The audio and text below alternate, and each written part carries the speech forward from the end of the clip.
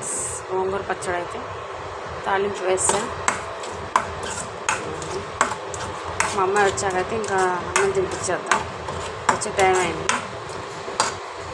గోంగూర పచ్చడి ఇలా తాలింపు వేసి పెడితే పిల్లలు కడుపు నిండా తింటారు.